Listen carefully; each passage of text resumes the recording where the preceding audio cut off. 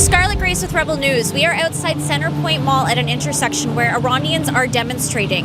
This is about 3 or 4 days in a row that we've had consecutive rallies in support of the revolution in Iran. This one coming just after a massive march in Richmond Hill earlier today. The protests in Iran continue amidst an internet blackout with limited information coming out of Iran now via Starlink. Iranians in the diaspora continue to demonstrate in support of protests in their homeland. As we speak right now, millions of Iranians are in the streets of Iran. Many cities have already fallen and they're controlled by the people. Many municipalities are already controlled by the people as we speak right now. And last night, the Shah of Iran continued the call of action, and he said that just stay on the street, and he said that he's ready to come back. He's prepared, and he is monitoring what's happening, and what we are witnessing is a full-scale revolution to correct the mistake, the awful mistake that happened in 1979, supported by Western countries and Soviet Union. That was not a revolution. That was an orchestrated coup that happened. And we saw what happened in the Middle East, in the world after that. And we can witness the IRGC agents who are living freely in Canada. More than 800 IRGC agents. To go out and do demonstration against Israel in God's State. And it's a complete brainwash. But little by little, the new generations with access to the internet, they learn that the Jewish people are their true friends. And I want to say we Iranians stand with Israeli people to overthrow this barbaric regime, this Islamic regime in Iran. How do you tie in the freedom movement in Canada to what's going on here today? So, we lost the homeland to the unholy alliance of the red and black. I always say that. The Shah of Iran said it like that. Unholy alliance of the red and black. Red are Marxists, any type of leftists, and black are the Muslim extremists.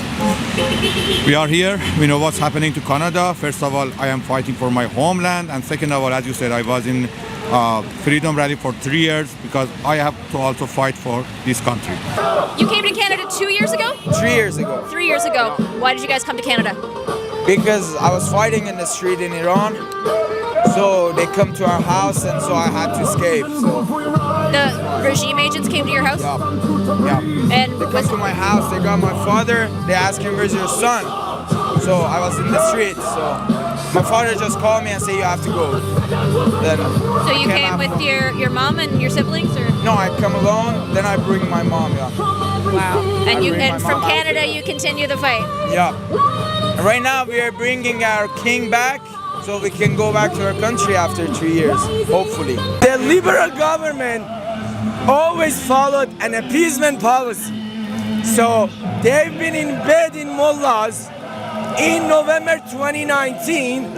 In November 2019, when the regime shut down the internet and they murdered more than 8,000 people within 3 days, a few weeks after that, Justin Trudeau was shaking hands with Jawad Zarif, the so-called foreign minister of the Islamic Republic. So that tells you a lot about it.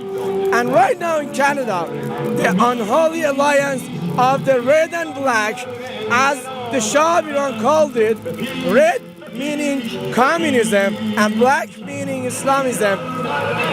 If we don't wake up in Canada, Canada will fall. And I'm not just exaggerating that. You could see what's happening in Democrat-run cities and states in the US. The same thing is gonna happen. So down the road, it's very dark for Canada. And the free Iran can solve it because they're all, most of all, it's funded by the Islamic regime sources that is taken from my people, because Iran is a very wealthy country. Today, someone called me from, I think, National Post or something sound like that, and said, okay, what do you expect from the government? I said, I have no expectation from Marxist Carney. They will do nothing for us. No expectations from the liberal government. They cannot block us, they cannot boycott us. People see the flag, they shout, they say Javid Shah, and that's all I care about.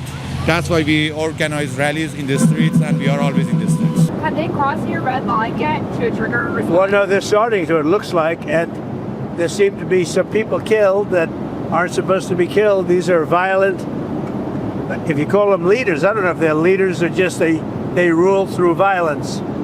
But we're looking at it very seriously. The military is looking at it, and we're looking at some very strong options. We'll make a determination. Do you think that Trump's going to act? I do believe that Trump is gonna act, but every hour, every second that he's delaying the action, we are losing lives. We are losing lives of the kids under 10. Because right now, the regime mercenaries, they don't have that many mercenaries right now. They're using youth people, the brainwashed one, from school. And they are given the machine guns. They don't even know how to properly use it. Blindly, they're just shooting the people. So that increases the death toll hour by hour. So Mr. President Trump, Mr. Benjamin Netanyahu, the so-called world leaders, the time of action is now. This time in history is so critical. It's more important than the Berlin Wall moment. I'm telling you, this is more important. A free Iran with guarantee security, stability, and everything good that we used to have before 1979 in the Middle East and around the globe. So, choice is yours. And do you have faith in Donald Trump's statement that he will intervene? I hope Mr. President support Iranian revolution. That's my hope. And why aren't people calling on Mark Carney to help? Because nobody care about liberals. We don't need support from liberals because we know liberals don't care about nobody. They just care about themselves. As Justin Trudeau didn't answer to his RGC is a terrorist group, he said nothing. So that means he don't care about Persian people or anyone else. So no expectations from the liberals. Do you have expectations from Donald Trump? Your country will be lost if liberals continue the way they are doing. This mass immigration is a plan for invasion. So many immigrants without integration, they are using multicultural and Islamophobia to silence the majority. What's coming here using Islamophobia and multiculturalism is also bad for the immigrant itself. Charlie Kirk said it the right way. We have immigrants, we have aboriginals, and we have settlers. Settlers are the ones who built this civilization on nothing. Their value, even if I don't like it, are the ones that worked and made this country, the country that I immigrated to that, and everyone immigrated to that one. Why I don't immigrate, for example, to Mexico? Because the values over here from 1970s work. And it was simple. You work hard, you have everything. You don't work, you die from hunger. That's fine. We need a bit of like socialism, but they are adding socialism, free medical, free education, free dental system, and all of them are corrupt. Canadians will wake up. I hope Iranians will free Iran. We are not approaching the liberals in Canada. Is that we have proved that they've been working with the regime agent in Canada. So we are not expecting from the same people who's been teammates with the regime agents to come to the right side of history right now. As you see in their media, they're not covering anything.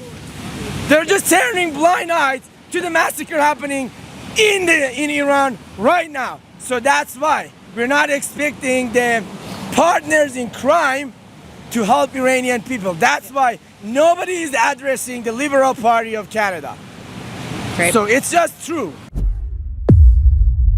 If you support our work and want to see more, please head to rebelfieldreports.com.